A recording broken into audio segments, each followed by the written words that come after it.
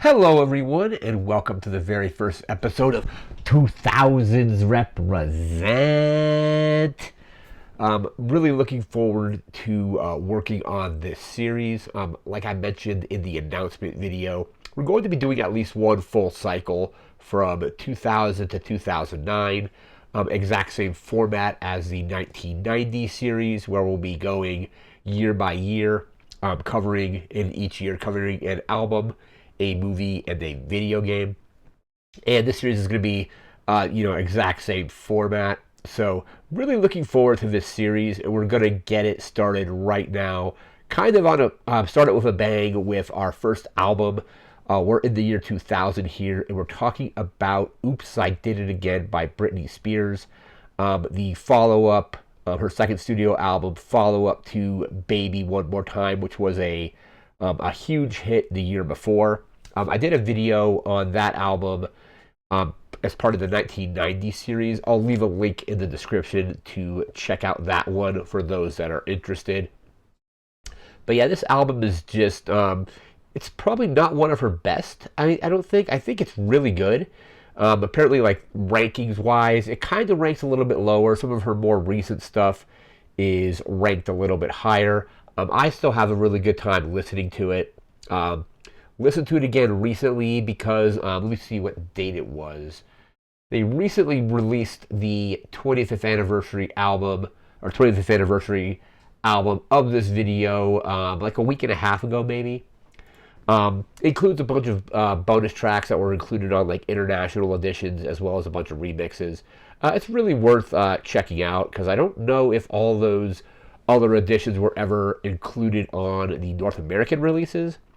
I remember like picking up a couple of them off of like Napster back in the day that were songs that were off of like the international editions of this album. I remember having a song called "Heart" in my library, which I think was on the one of the international editions of this album, but it was never, at least not at the time, not available on the North American release as far as I know.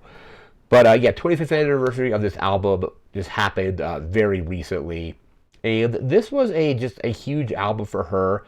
It performed. I think it got like critically, it kind of got mixed reviews, but it just took off commercially. I have some notes here about it, and we actually have a brand new notebook. We just breaking it in with this particular episode here.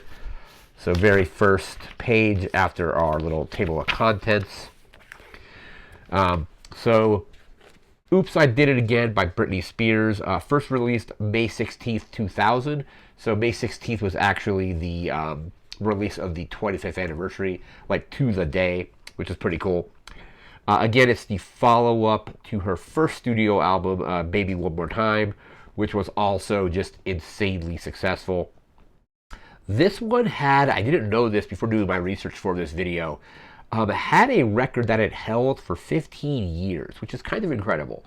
But anyhow, it was at the time the fastest selling album by a female artist, and also the largest first week sales of an album by a female artist. And that's the record that it held for 15 years. So it took until 2015 for that record to get broken. And that record eventually got broken by Adele, which she put out 25. So that's just really impressive. Having that record for 15 years is huge. You would think somebody like possibly Taylor Swift or somebody like that would have maybe broken that record before then, especially with something like 1989, which was just a huge album for Taylor. But it just goes to show kind of like the somewhat like the internet was kind of not necessarily in its infancy when this album came out, but there wasn't really social media. MTV was still doing a lot of stuff with music, even though they were already kind of in the process of transitioning out of that. But I remember, like, this was like the TRL era where albums could really just kind of blow up that way before real widespread use of the internet, specifically social media, like maybe like 7-8 years after this. But the fact that it held that record for that long is kind of crazy. And like I mentioned, it was kind of surprising when I did my research that something like Taylor Swift's 1989 didn't break that record. I know like Taylor Swift had a pretty big following back then, And it could have been because it was her first, like, not to make this more about that 1989, but like, could have been because she had that was her first full like pop album. I kind of say Red, the album right before that was a little bit between country and pop. But yeah, I was just kind of surprised about this album holding that record for as long as it did. It went diamond, so it's selling 10 million copies. And you see here, and she was also, I believe, the youngest artist at the time to have multiple diamond records. Like basically, like her first two albums went like diamond like very quickly. So then they kind of just sold insanely well within a very short time span. And the release of this album came out, I think, like was it like a year and a half later? After I think maybe One More Time was like very early 1999. I remember like the single for that came out in 1998, and I picked up my copy of Baby One More Time like in January or February of 1999. So roughly, maybe even less than a year and a half after that came out, they just kind of rode the wave of like her popularity off of that first album and totally capitalized on it, just getting, like I said, huge amounts of sales here. We actually just bring up, I did have a quote here saved. I guess I got to bring it back up again.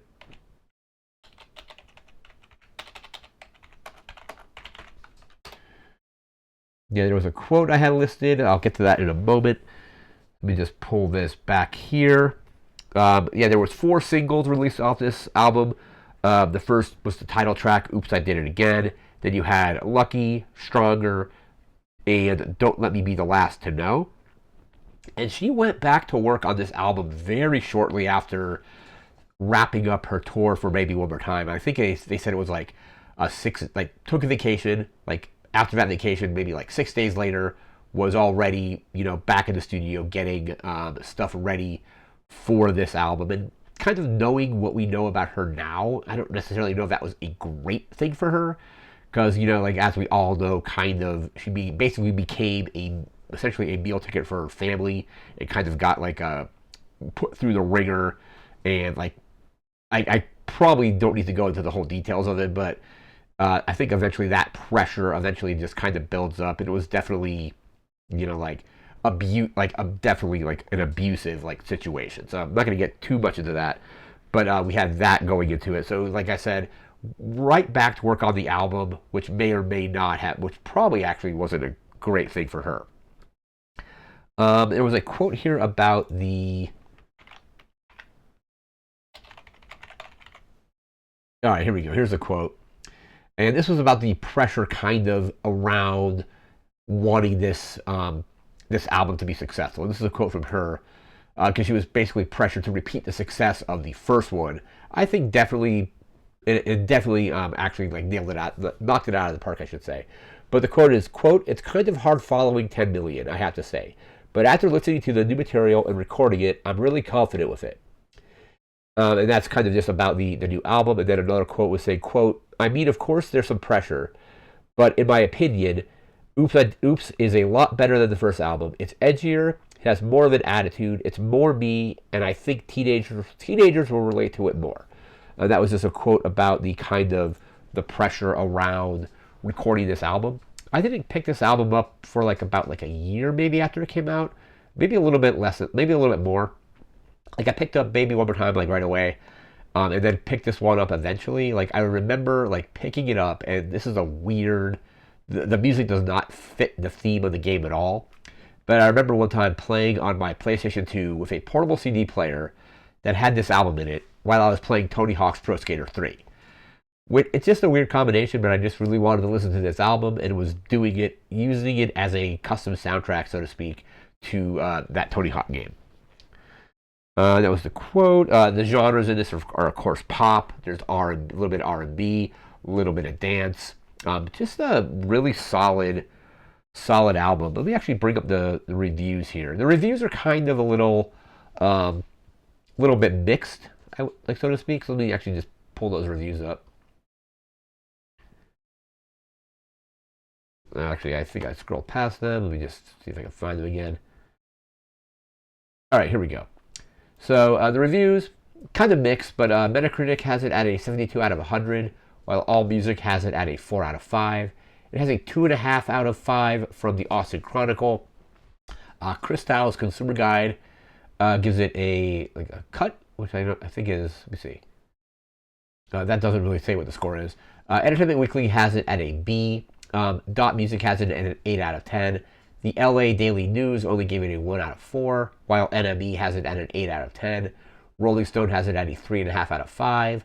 Slant only giving it a 1 out of 5, and Sonic.net giving it a 3.5 out of 5. So kind of on average, like 3.5 seems to be kind of what the average review score is for this album. So kind of in the middle.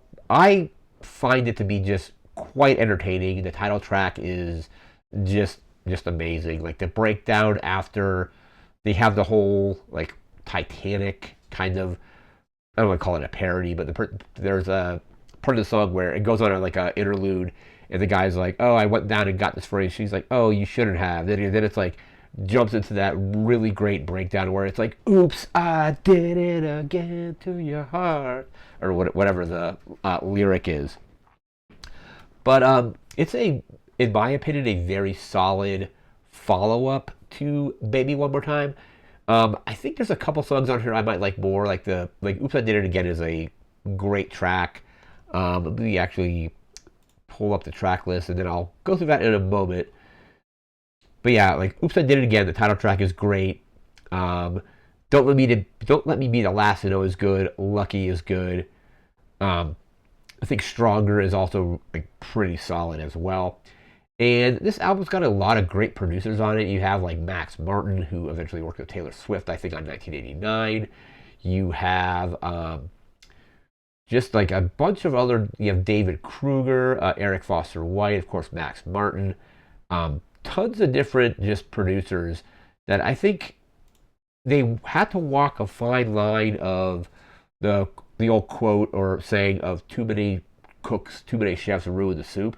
There's a lot of producers on this album, but I think they walked a fine line of not having that many producers ruin the overall end product. So I still think it worked out pretty well on this album. We're going to now move into our track list. Let me see what we have here. So there is 12 tracks, comes in about 44 minutes and 26 seconds.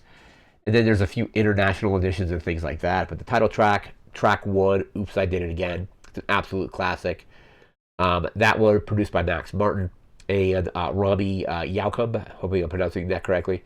Like I said, it has that little bit in the middle where it kind of is making a little parody joke about the necklace from Titanic. And then it just jumps into that great breakdown. "Stronger" is really solid as well. Then we go, "Don't Go Knocking on My Door" is track 3.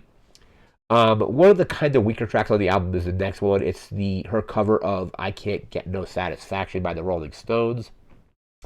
Kind of not a great cover of that song in my opinion. One of the weaker songs on the album, but I don't think it necessarily brings the whole album down. But yeah, that's one track I could probably do without that one. But yeah, that was not a particularly great cover. But after that, we move into track 5 with "Don't Let Me Be the Last to Know." That was pretty solid. After that, we have "What You See Is What You Get." After that, we have track 7, which is "Lucky," which is kind of a story of a singer or entertainer who basically has everything, but is still not happy. Kind of a interesting, kind of like maybe like a look behind the scenes for her eventually, maybe. I think it's kind of biographical, like kind of knowing what has happened to her after this album came out, and years of going through the whole thing with like the conservatorship and all that kind of stuff. But anyway, track 7 is "Lucky." Track 8 is "One Kiss from You." Track 9 is "Where Are You Now."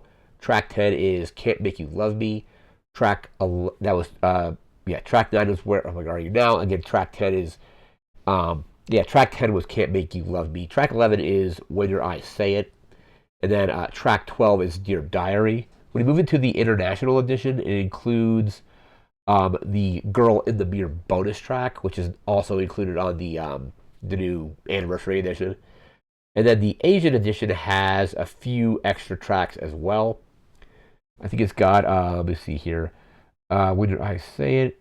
Is that one new? No, when did I say it's not new? But I think You Got It All is on there as, I think that's a new one. Um, and then there is Girl in the Mirror as well as When Your Eyes Say It into Your diary.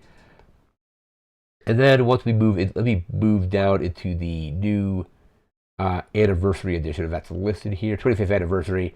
Um, First 12 tracks are the same as the studio version, and then you get Girl in the Mirror, You Got It All, Heart, which I remember hearing Heart like was like right when I first started trying to like using Napster like 25 years ago. I remember like somebody probably ripping that off their CD, probably an international edition, and then just posting it. So it has Heart, it has Walk On By, and then we get into a few remixes. So there's a remix of Oops, I Did It Again, a remix of Lucky, a remix of Stronger, another remix of Don't Let Me Be the Last to Know, another remix for Stronger, so two remixes of that song, and then another Oops, I Did It Again remix. The 25th anniversary is a really good collection. Like it's streaming right now. That's where I listened to it pretty recently. And I had also listened to the studio album earlier this year, so I kind of listened to the studio album again and then listened to the kind of bonus tracks as well. But again, this is just an incredibly solid pop album. Like I said, it didn't review well initially at first, but I think there's still a lot on this album that works really well. The title track is incredible. Stronger and Lucky are really solid. And then the bonus tracks on the 25th anniversary edition that were not included on the studio album initially. So yeah, people missed out on getting those international editions or only ever heard the studio version. It's a good way to get those tracks. So sometimes I like getting these bonus editions because it may be, like it might be an artist you really like and you just haven't heard, everything they've done because a lot of it was maybe released on an international edition that you couldn't get here for one reason or another. But that said, blast of a pop album, and I'm really looking forward to what's coming next on this series. I think that's going to wrap up this video, but we'll be back, and we're going to be doing these, I believe, on Mondays. I think I mentioned that in the announcement video. So basically, at least one full cycle, new episodes every Monday. Thursday and Sunday will still be the 90s series, so that's not going anywhere. But yeah, look forward to these videos on Mondays. I have some stuff lined up that I'm really excited to talk about. The early 2000s especially, I think, are just a lot of fun. And I'm really looking forward to doing this kind of revisiting this stuff, or in some cases watching or listening to new albums that I haven't heard before from this time period, watching new movies, playing new games, or also stuff that I've already had experience with. But again, that's going to do it for this episode. We'll be back. I want to ask you to like, comment, share, and subscribe. Again, we'll see you next week with a whole new video doing a movie from the year 2000 before jumping into a game and then 2001 and so on. So thanks again for watching. Take care and have a good one. See ya.